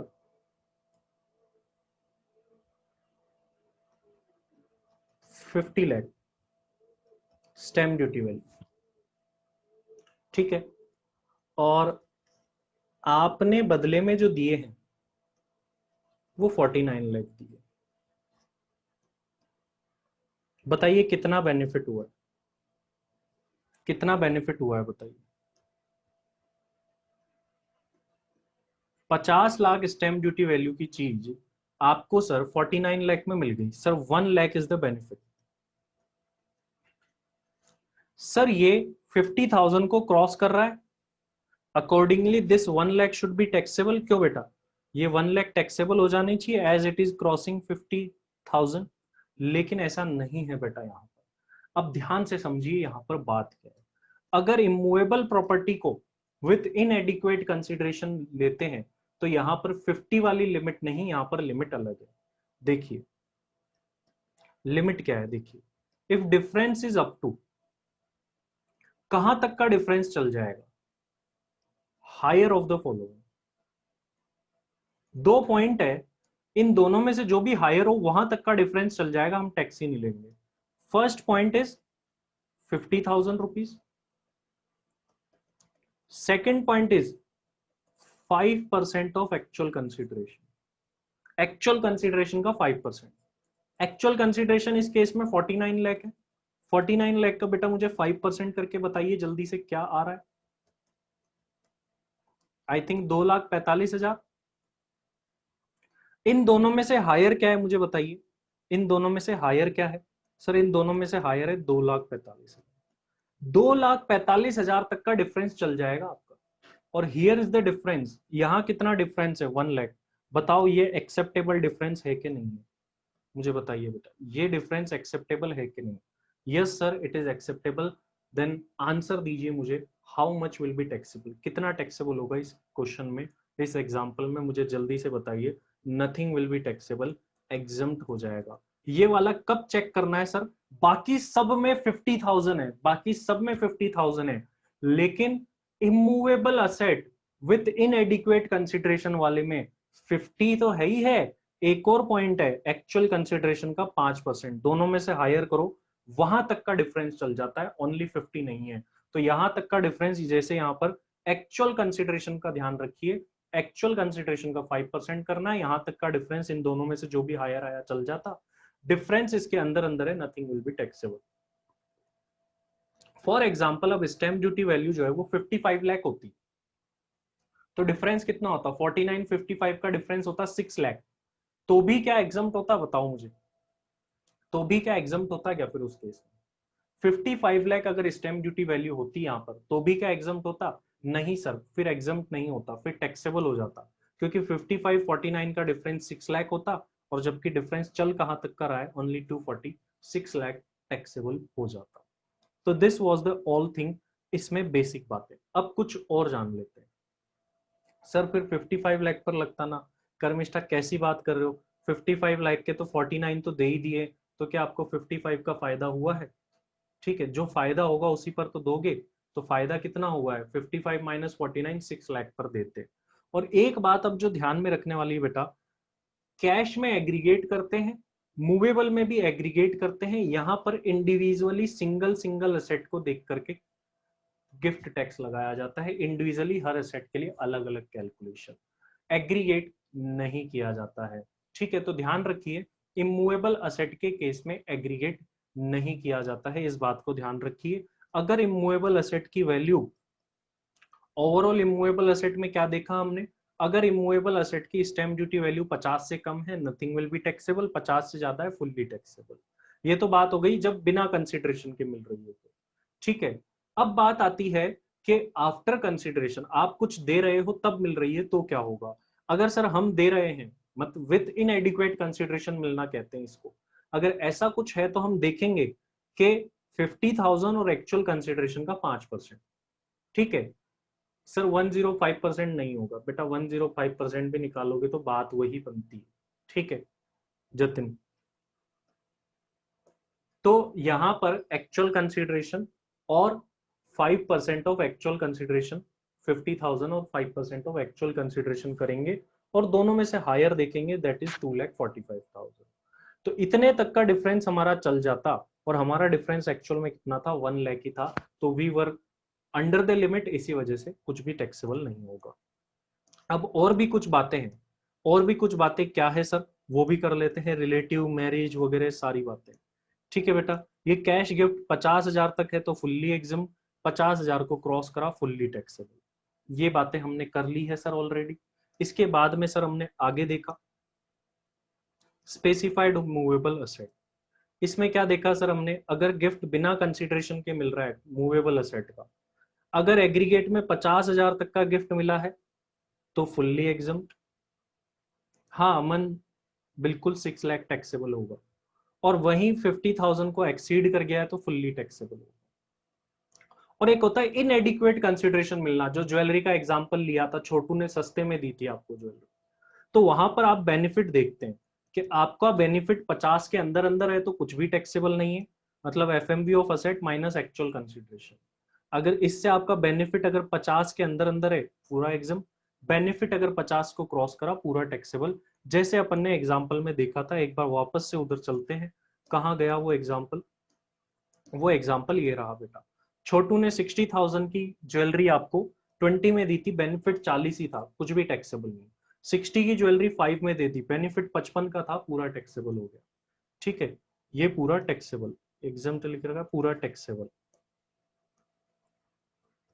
अब इसके बाद में बेटा आगे चलते हैं और आगे देखते हैं क्या क्या बातें, स्पेसिफाइड मूवेबल असेट का हमने देख ही लिया था।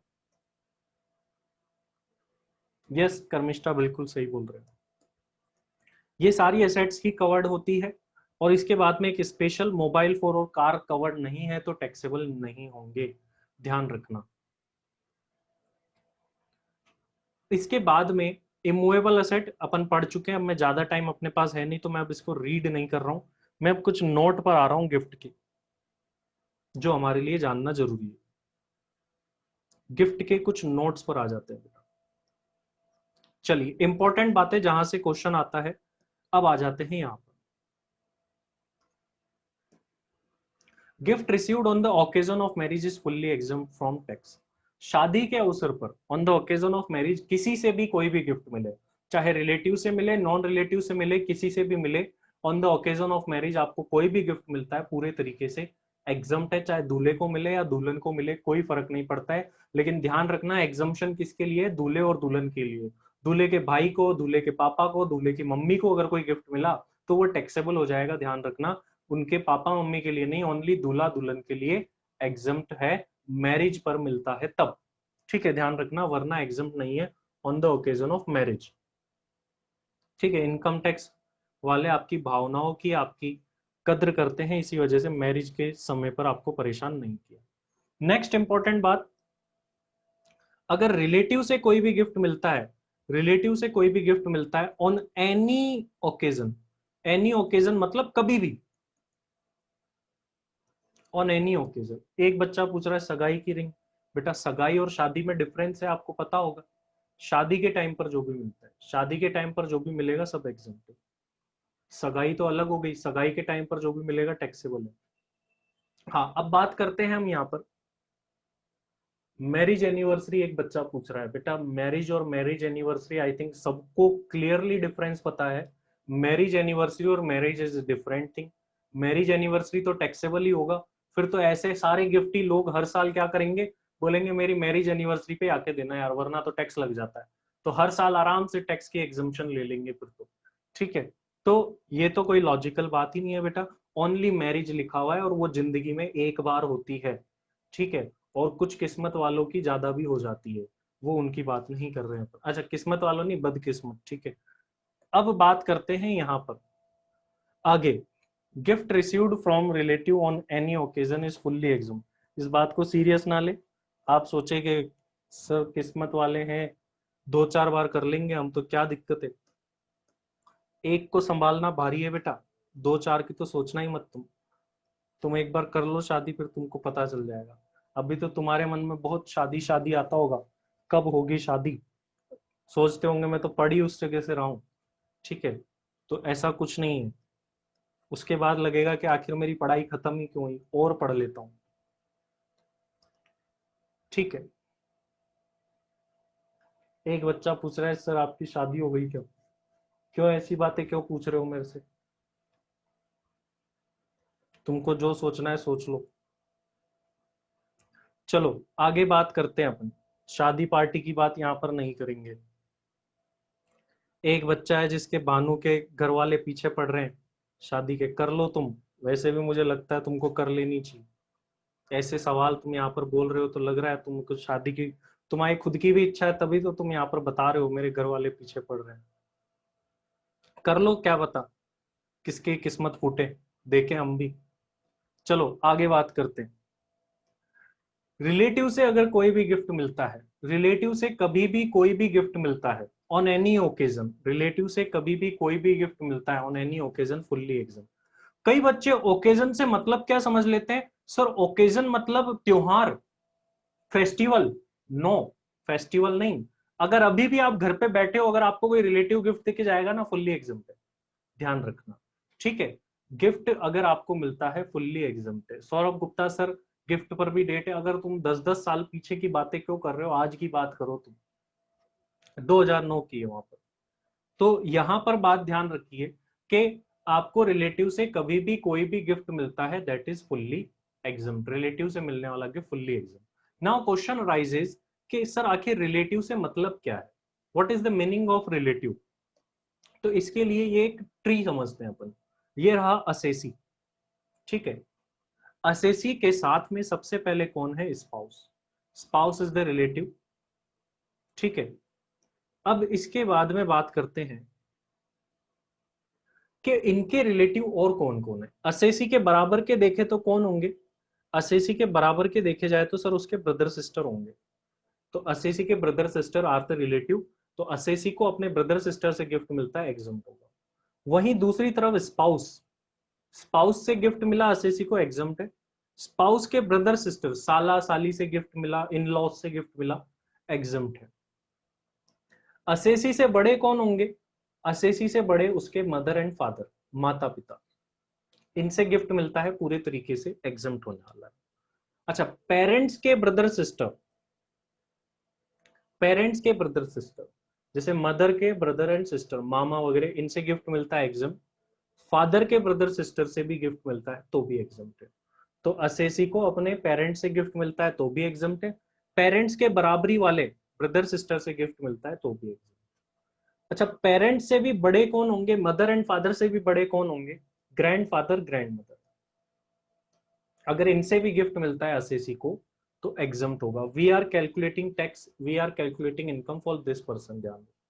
स्पाउस की बात करें तो स्पाउस से बड़े कौन होंगे, मदर फादर। असेसी के क्या हो गए, वो सास ससुर, इनसे गिफ्ट मिलता है, पूरे तरीके से एग्जम्प्ट होने वाला है। Important point to be noted, देखिए पेरेंट्स के ब्रदर सिस्टर कवर है, लेकिन स्पाउस के मदर फादर मतलब सास ससुर के ब्रदर सिस्टर कवर्ड नहीं है, इस बात का ध्यान। अच्छा, सास ससुर से बड़े कौन होंगे, ग्रैंडफादर ग्रैंड मदर, इनसे भी कोई गिफ्ट इस असेसी को मिलेगा, पूरे तरीके से एग्जम्प्ट होगा। ये तो हो गए बराबरी वाले, तो ब्रदर सिस्टर हो गए, और बराबरी में स्पाउस हो गए और उसके ब्रदर सिस्टर हो गए, इन सब से कोई भी गिफ्ट मिलता है पूरे तरीके से एग्जम्प्ट। वहीं इनसे ऊपर मदर फादर देखें, चाहे खुद के या स्पाउस के, तो भी एग्जम्प्ट है।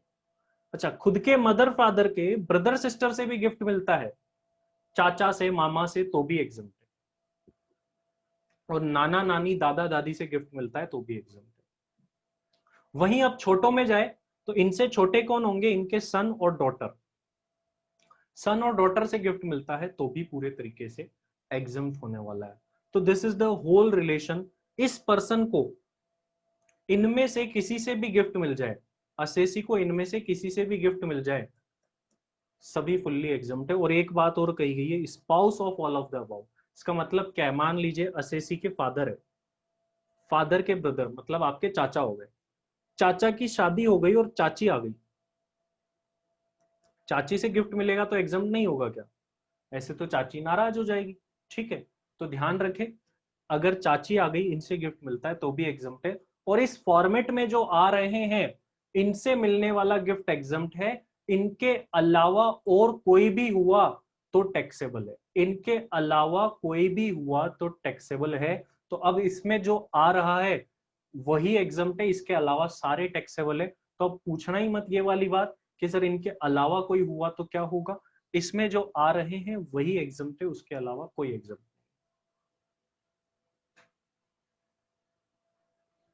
अब आगे बढ़ते हैं।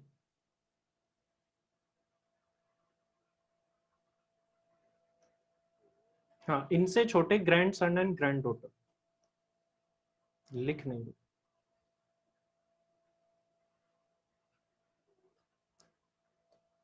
अब इसके आगे अपन बात करें बेटा, जल्दी से अपने पास टॉपिक रह जाएगा, टाइम हो गया है और मुझे गिफ्ट ही इंपॉर्टेंटली पूरा करवाना है। इसके अलावा ये जो है यहाँ से एमसीक्यू काफी बनते हैं। किसी लोकल अथॉरिटी से आपको गिफ्ट मिलता है, नगर निगम पंचायत वगैरह, इनसे कोई भी गिफ्ट मिलता है, that gift will be fully exempt, that gift will be fully exempt. Sakshi sir brother sister of के स्पाउस, स्पाउस के ब्रदर सिस्टर ये रहे, ब्रदर सिस्टर के स्पाउस, सभी के स्पाउस कवर्ड है, या नीचे लिख दिया मैंने क्लियरली कि ऊपर फॉर्मेट में जो भी आया। अब मान लीजिए असेसी के ब्रदर की शादी हो गई तो उससे जो भी गिफ्ट मिलेगा एग्जम्प्ट है, सिस्टर की शादी हो गई कोई भी गिफ्ट मिलेगा एग्जम्प्ट है। सन एंड डॉटर के बिल्कुल बेटा, ऊपर फॉर्मेट में जो भी आए हैं अनुज, सबके स्पाउस इसी में कवर्ड है। मान लीजिए असेसी के बेटे की शादी हो गई, बहू आ गई, बहू से गिफ्ट मिलेगा, असेसी को एग्जम्प्ट रहेगा। चलिए, अब लोकल अथॉरिटी से कोई भी गिफ्ट मिलता है पूरे तरीके से एग्जम्प्ट होता है। इसके अलावा अगर आपको गिफ्ट मिल रहा है फ्रॉम ए फंड, यूनिवर्सिटी और एजुकेशनल इंस्टीट्यूशन और हॉस्पिटल और अदर मेडिकल इंस्टीट्यूशन, किसी हॉस्पिटल से, एजुकेशनल इंस्टीट्यूशन से और मेडिकल इंस्टीट्यूशन से अगर आपको गिफ्ट मिलता है पूरे तरीके से एग्जम्प्ट है। मैं यहाँ पर आपको चैरिटेबल ट्रस्ट भी बताना चाहूँ, चैरिटेबल ट्रस्ट से जो भी गिफ्ट मिलता है, एग्जाम में क्वेश्चन आ चुका है, एग्जम्प्ट होता है चैरिटेबल ट्रस्ट से मिलने वाला गिफ्ट। ये यहां पर लिखवा भी रखा है, ये रहा note. Gift received under will और इनहेरिटेंस, कई बार क्या होता है कि असेसी की, मान लीजिए इसकी डेथ हो गई, तो इसकी डेथ के बाद में इसकी जो भी प्रॉपर्टी है वो किसी ना किसी के नाम पर जाती है। अगर आपको इनहेरिटेंस में, वसीयत में कोई चीज मिल रही है तो उसको कुछ भी टैक्सेबल नहीं किया जाता है। वसीयत में, इनहेरिटेंस में मिलने वाली चीजें जो है वो एग्जम्प्ट होती है। तो this was the important part of this chapter जो हम इस क्लास में कवर करने वाले हैं। और last, gift received in contemplation of death of pair. मतलब केस क्या हुआ है कि मान लीजिए ये व्यक्ति है और एक ये व्यक्ति है, इस व्यक्ति के अंतिम दिन आ गए। अंतिम दिन मतलब लास्ट टाइम चल रहा है इस व्यक्ति का। तो लास्ट टाइम पर क्या हुआ, इस व्यक्ति ने इसकी बहुत सेवा करी, बहुत मदद करी, दवाई देना, ध्यान रखना, सब कुछ किया। तो इससे खुश होकर के इस व्यक्ति ने अपने गले से हार निकाला और इस व्यक्ति को दे दिया कि तुम खुश रहो, जाओ, तुमने मेरी इतनी हेल्प करी। और फिर इसके थोड़ी देर बाद ही, जैसे आप मूवी में देखते हो, ये टपक गया, खत्म हो गया। तो इसको जो वो हार मिला वो था 5 लाख रुपए का। तो सवाल आया कि ये 5 लाख रुपए पर इसको टैक्स देना होगा क्या, टैक्सेबल होगा क्या? Answer is no, not taxable, it will be exempt. क्योंकि डेथ हो रही है जब पेयर की, और उस टाइम पर ये कुछ दे करके जा रहा है किसी को मरते मरते, तो वो एग्जम्प्ट होगा, एग्जम्प्ट होगा। विल और इनहेरिटेंस में क्या डिफरेंस है, अंशुमन पूछ रहे हैं।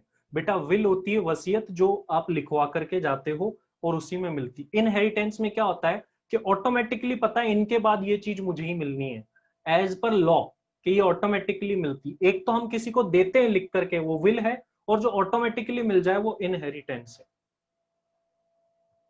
सर पेरेंट्स के ब्रदर सिस्टर के स्पाउस और सन डॉटर के स्पाउस, आपका क्वेश्चन समझ में नहीं आया, ठीक है। ओनली असेट कवर्ड है या फिर कैश भी, किस चीज में बोल रहे हो बालकृष्ण? दोनों कवर्ड है, cash is also asset over here. तो ये सारी बातें थी बेटा जो अपन इस चैप्टर में कवर करने वाले हैं। Gift is most important topic in this, तो उसको अच्छे से कर लीजिए। ये था जो कि अपन ने अदर सोर्स कंप्लीट कर लिया, यहां तक अपन पढ़ेंगे। बाकी के जो छोटे मोटे चीजें हैं वो आज आप पूरे कर लेंगे। इसमें मैंने कुछ और 2-3 टॉपिक और भी दे रखे हैं, वो अपन, इसमें कुछ क्वेश्चंस भी है, you have to skip that question. और एक डिविडेंड का टॉपिक है जो हमने नहीं किया। एक डिविडेंड का टॉपिक मैं आपको जरूर पढ़ा देता हूँ क्योंकि एग्जाम ओरिएंटेड है। डीम्ड डिविडेंड में, डीम्ड डिविडेंड में आपको पढ़ा रहा हूँ। बाकी डिविडेंड तो आपको पता ही है कि इंडियन कंपनी से मिलने वाला डिविडेंड जो है वो 10 लाख तक एग्जाम है। डीम्ड डिविडेंड में 222 क्लोज ई में आपको बता रहा हूँ, वो भी शॉर्ट में, क्योंकि ये पूछा जा सकता है। डीम्ड डिविडेंड मतलब माना गया डिविडेंड। देखिए केस क्या है, जल्दी से समझिए, टाइम हमारे पास बहुत कम है। Scanner question very much important बेटा इस चैप्टर में Neelam, scanner is very much important in this chapter. Module zero importance, इस चैप्टर के अंदर मॉड्यूल में क्वेश्चन ही नहीं, ओनली 3 क्वेश्चन आर देयर, और वैसे क्वेश्चन एग्जाम में आते ही नहीं है। तो जो एग्जाम में आए हुए क्वेश्चन है वही आपको करने हैं। Scanner is very much important for this chapter. तो हुआ क्या है, देखिए ये एक शेयर होल्डर है, ध्यान से समझिए बेटा, 2 मिनट लगेंगे। और ये एक कंपनी है, कंपनी कौन सी है, प्राइवेट कंपनी। कंपनी के रिजर्व एंड सरप्लस है 10 लाख रुपीज के, कंपनी के पास रिजर्व एंड सरप्लस है 10 लाख रुपीज। और ये जो शेयर होल्डर है बेटा, इस शेयर होल्डर का क्या है, इस कंपनी में इन्वेस्टमेंट है 12% का। अगर 10% से ऊपर इन्वेस्टमेंट रखते हो फॉर दिस सेक्शन, तो ये माना जाता है कि उस व्यक्ति का कंपनी में क्या हुआ, सब्सटेंशियल इंटरेस्ट है, सब्सटेंशियल इंटरेस्ट बोला जाता है। कंपनी ने क्या करा, इस व्यक्ति को, इस शेयर होल्डर को लोन दिया, लोन दिया कितने का, 2 लाख रुपए का। सेक्शन 2 क्लोज 22 सब क्लोज ही क्या बोलता है कि यदि कोई प्राइवेट कंपनी ऐसे शेयर होल्डर को लोन दे रही है जिस शेयर होल्डर का कंपनी में सब्सटेंशियल इंटरेस्ट, तो उस केस में up to the share in reserve and surplus यह माना जाएगा कि कंपनी ने लोन नहीं बल्कि डिविडेंड दिया। ध्यान से समझना इस बात को, एग्जाम में आ सकता है। इस शेयर होल्डर का रिजर्व एंड सरप्लस में कितना हिस्सा बन रहा है, कंपनी के टोटल 10 लाख है, इसका 12%, इस शेयर होल्डर का कितना हिस्सा बन रहा है कंपनी के रिजर्व एंड सरप्लस में, 1,20,000। और कंपनी ने इसको लोन कितना दिया, 2 लाख। बोलते हैं इस 2 लाख में से 120 तो क्या माना जाएगा, डीम डिविडेंड। ऐसा माना जाएगा जैसे कंपनी ने डिविडेंड दिया है, और बाकी 80,000 ही ओनली लोन माना जाएगा। रिमेनिंग 80,000 जो है वो क्या माना जाएगा, लोन। सर अब इससे हुआ क्या, सवाल ये आता है, सर अब इससे हुआ क्या। हुआ ये कि डीम डिविडेंड पर कंपनी को एक टैक्स काटना पड़ता है जिसका नाम क्या होता है बेटा, डीडीटी। अब कंपनी को इसके ऊपर टैक्स काटना पड़ जाएगा, डिविडेंड डिस्ट्रीब्यूशन टैक्स। और सारा का सारा 2 लाख एज ए लोन दे देते हैं, तो लोन देने पर तो कोई टैक्स ही नहीं काटना पड़ता। इसलिए गवर्नमेंट ने बोला कि कंपनी हमारे साथ ऐसे चीटिंग कर सकती है, तो एक ऐसा प्रोविजन बना दो तो प्रोविजन ये बन गया कि कोई प्राइवेट कंपनी अगर किसी शेयर होल्डर को लोन दे रही है, शेयर होल्डर ऐसा वैसा नहीं, शेयर होल्डर कौन सा, जिसका कंपनी में सब्सटेंशियल इंटरेस्ट हो उसको, तो उस शेयर होल्डर का कंपनी के रिजर्व एंड सरप्लस में, उस शेयर होल्डर का कंपनी के रिजर्व एंड सरप्लस में जितना भी हिस्सा बन रहा है वहां तक तो ये माना जाएगा डिविडेंड दिया। जैसे इस कंपनी ने इस शेयर होल्डर को 2 लाख का लोन दिया, कंपनी के टोटल रिजर्व एंड सरप्लस है 10 लाख और इस शेयर होल्डर का हिस्सा है 12%, तो 10 लाख में 12% मतलब 1/20, तो टोटल 2 लाख में से 1/20 तो डीम डिविडेंड माना जाएगा जैसे डिविडेंड दिया है। अब इससे होगा क्या, इस डीम डिविडेंड पर कंपनी को डीडीटी काटना पड़ जाएगा और बाकी 80,000 एज ए लोन माने जाएंगे। तो दिस वाज द सेक्शन और दिस वाज द चैप्टर। जल्दी से बेटा मुझे बताइए चैप्टर क्लियर है कि नहीं, आज जाकर के इस चैप्टर को कंप्लीट कर ले। और करना कहां से है सर, स्कैनर, और जो स्टूडेंट ने रेगुलर क्लासेस ली हुई बेटा उनको नोट्स करने। हाँ कर्मिष्ठा 10% से ज्यादा पे ही है, उससे कम पर नहीं। जल्दी से मुझे एक बार बता दीजिए पूरा होल चैप्टर क्लियर है, एग्जाम में 8 से 10 नंबर लाने के लायक आप है और 2 मार्क्स के क्वेश्चन आएंगे। आज एग्जाम के सारे क्वेश्चन कर देने हैं इस चैप्टर के और सारे के सारे क्लियर हो जाने चाहिए, सारे के सारे। और किसी का कोई भी सवाल या डाउट है तो बेटा वो मेरे से पर्सनली पूछ सकता है, ठीक है। सारे के सारे सवाल आप मुझसे पूछ सकते हैं। बेटा इसको एक बार रिपीट कर दूं क्या, जल्दी से रिपीट कर देता हूं, ठीक है। नोट्स आपको मिल जाएंगे। यहां पर एक शेयर होल्डर था, इस शेयर होल्डर, कंपनी ने इस शेयर होल्डर को क्या किया, लोन दिया। तो टू सब क्लोज 22, क्लोज 22 और सब क्लोज ये क्या बोलता है कि इस ट्रांजेक्शन पर अगर कंपनी किसी ऐसे शेयर होल्डर को लोन दे रही है जिसका सब्सटेंशियल इंटरेस्ट है, तो ये माना उस शेयर होल्डर का जितना भी हिस्सा कंपनी में बन रहा है, कंपनी के रिजर्व एंड सरप्लस में, जैसे आप शेयर होल्डर हो मान लो, इस कंपनी के आप 12% होल्ड करके रखते हो और कंपनी के total reserve and surplus 10 lakh है, तो 10 का 10 आपका थोड़ी है, 10 का 12% आपका है, मतलब 1/20। कंपनी ने लोन दिया आपको 2 लाख, तो 2 लाख में से 1/20 जितना हिस्सा आपका रिजर्व एंड सरप्लस में बन रहा था वो क्या माना जाएगा, डीम डिविडेंड माना जाएगा। डीम डिविडेंड से होता क्या है, इस डीम डिविडेंड पर अब डिविडेंड पर 1/20 पर कंपनी को डीडीटी काटना पड़ेगा और ये 80,000 का इनकम टैक्स में कोई लेना देना ही नहीं है। No treatment, no treatment of this 80,000, क्योंकि लोन देने पर कौन सा टैक्स लगता है, वो तो टैक्स लगता ही नहीं है। यहां पर 1/20 पर टैक्स की बात आएगी और वो भी डीडीटी की बात आएगी ड्यू टू सेक्शन 2 क्लोज 22 की वजह से। जल्दी से बेटा मुझे बताइए, ये रेट फिक्स नहीं है बेटा, 10% से ऊपर कितना भी हो सकता है, उतना परसेंट कर दो। अभिषेक जल्दी से मुझे एक बार फाइनली सभी बता दीजिए, क्लियर है सारी बातें, यस और नो, जल्दी से बताइए बेटा, चैप्टर क्लियर हो चुका है।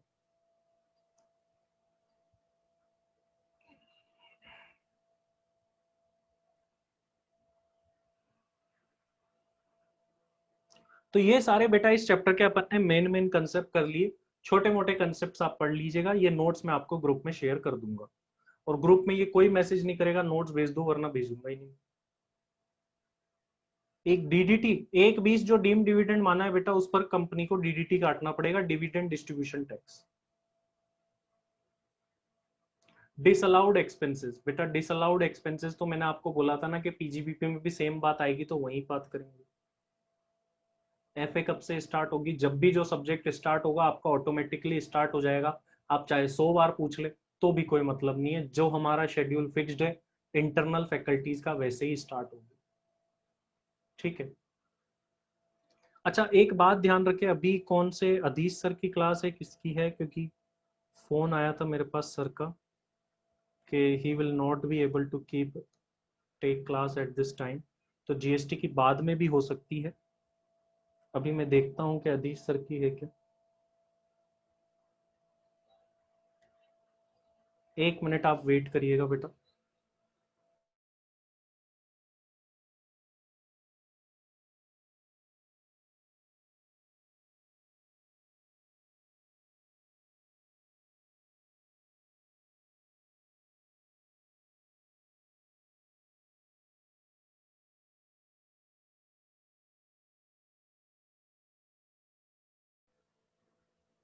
अभी किसकी क्लास है बेटा, मैं कंफर्म करता हूँ, वैसे तो जीएसटी थी लेकिन अभी मैं आपको कंफर्म करता हूँ। टुमारो विच चैप्टर बेटा, probably we can take PGBP और सैलरी, दोनों में से कोई सा भी ले सकते हैं। तो पीजीबीपी लूंगा मैं कल।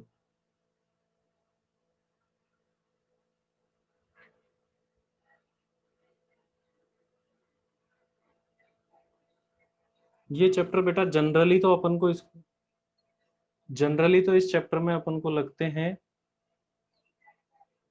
नॉर्मल क्लास में, आई थिंक 8 to 10 days अपन ने उसको 1.5 hour में ही कंप्लीट किया।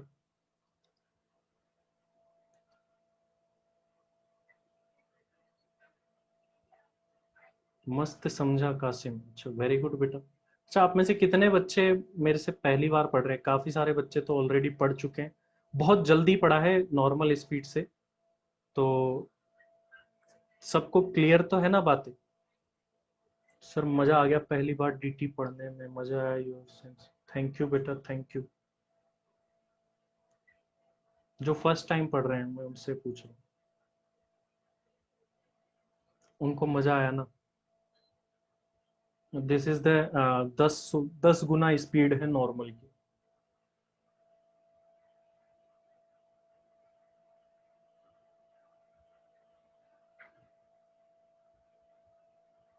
बहुत थैंक यू निशा, सारे कॉन्सेप्ट वंडरफुल, बहुत बढ़िया। थैंक यू बेटा, thank you. Thank you Ashish, thank you real me.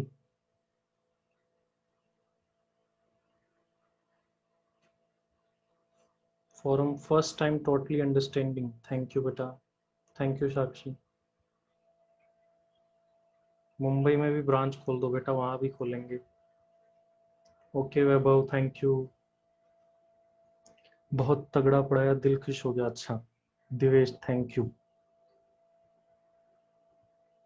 Thank you जेत्रा, Pani Chandra. Studied first time Aishwarya, understand properly, thank you. Recorded भी हम सोच रहे हैं करेंगे, वी विल अपलोड, के हम यूट्यूब पे अपलोड करें। अभी मेरा कांटेक्ट नहीं हो पा रहा है, अभी सर से रुकिए मैं बात करता हूँ। Sir please provide OM and SM. बिल्कुल बेटा, ओएम एसएम भी मैं ही कराऊंगा, ओएम एसएम भी मैं ही करवाने वाला हूँ, don't worry. Audit will not be there. Hello,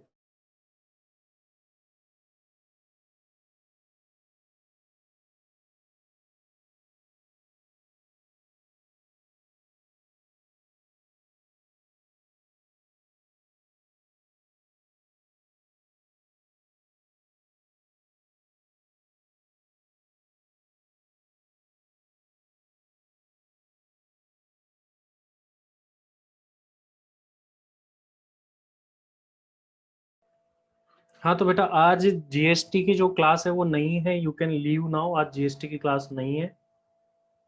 हम्म, और जीएसटी की क्लास नहीं है। एवरीवन कर दे, हम बातें एवरीवन को बताना चाहते हैं, ये लो एवरीवन कर देता हूँ, लो आपकी जो भी बातें हैं बता दो, जो भी विषय से बातें हैं बता दो।